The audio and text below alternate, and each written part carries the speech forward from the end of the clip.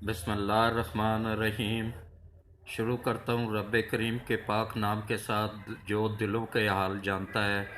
मेरी तरफ से देखती आँखों सुनते कानों सबको अस्सलामु अलैकुम वरहमतुल्लाहि वबरकातहू। आज का मौजू है सुन्नत गैर मोकदा कि किस तरीके से अदा करनी है, क्योंकि आम सुन्नतों में और सुन्नत मोकदा में फ़र्क होता है, डिफरेंस होते हैं, दोनों में फ़र्क होता है। ये सुन्नत मोकदा कौन सी हैं? सुन्नत गैर मोकदा। सुन्नत गैर मोकदा ये 8 हैं टोटल। 4 हैं फजर के असर के फ़र्ज़ों से पहले वाली, और 4 हैं इशा के फ़र्ज़ों से पहले वाली। ये 8 हैं टोटल। इनका पढ़ने का तरीका थोड़ा सा मुख्तलिफ है। इसका तरीका ये है कि पहले उसी रूटीन में ही पढ़ेंगे जिस तरीके से हम सुनते हैं पढ़ते हैं पहले से। दूसरी रकत में बैठेंगे, दुरूद शरीफ पढ़ के ना, तो वो खड़ा होने के बजाय ना साथ दुआ भी पढ़ेंगे। फिर खड़े होके ना तो बिस्मिल्लाह और अलहम्द से नहीं करना, बल्कि सुबहान अल्लाह से स्टार्ट करना है। सुबहान अल्लाह व बिहम्दिही, उससे स्टार्ट करना है। फिर साथ सूरह फातिहा मलानी है, साथ सूरह फातिहा पढ़नी है, साथ सूरत मलानी है। उसके बाद फिर उसी तरह रुकू सजूद, और उसी तरह बैठ के ना तो फिर तीसरी रकात और चौथी रकात में फिर बिस्मिल्लाह पढ़ के अलहम्द शरीफ से स्टार्ट कर लेना। वही बाकी रूटीन वही है। बस इसमें यह है कि जब बैठेंगे दो रकात के बाद तो दुरूद शरीफ के बाद उठना नहीं है, बल्कि साथ दुआ भी पढ़नी है। और उसके बाद तीसरी रकात के लिए जब खड़े होंगे तो सुबहान अल्लाह से स्टार्ट करना है।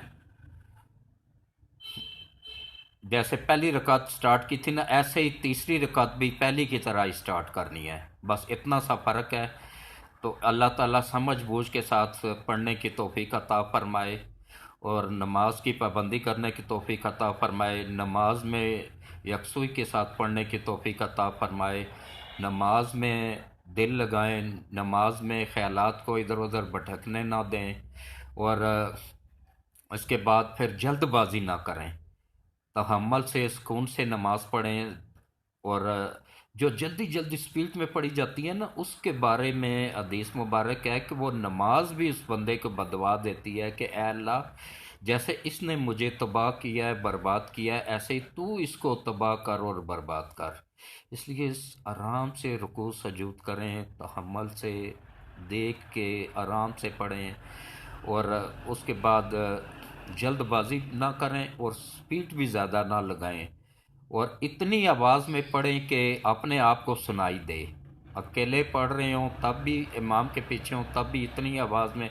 बाज़ लोग बिल्कुल मुंह बंद करके तो खड़े होते हैं ना, तो तकबीर भी कहेंगे तो वो दिल में ही कहेंगे, दिल में नहीं, इतनी आवाज़ में कहेंगे कम से कम अपने आप को सुनाई दे, तब जाके नमाज होगी। तो अगर आपने ज़ुबान से इकरार ही नहीं किया, तकबीर ही नहीं कही है, तो फिर वो नमाज कैसे हो गई है?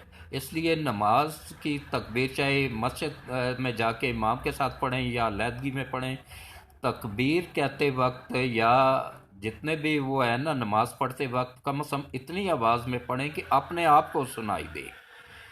तो बाकी अगर तलावत कर रहे हो तो कोई आदमी मस्जिद में नमाज पढ़ रहा हो तो इतनी आवाज़ में तलावत करें कि दिल में कर लें तो ज़्यादा बेहतर है। तो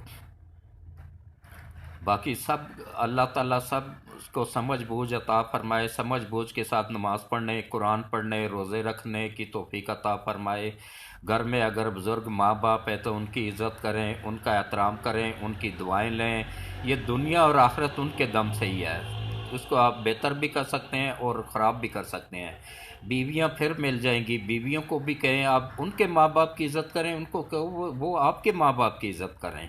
और उसके अलावा जो है ना, अपने बच्चों का ख्याल रखें, अपने छोटे बच्चों को सर्दी से बचाएं, बुज़ुर्गों को सर्दी से बचाएं, उनको शहद दें, नमाज की पाबंदी करें।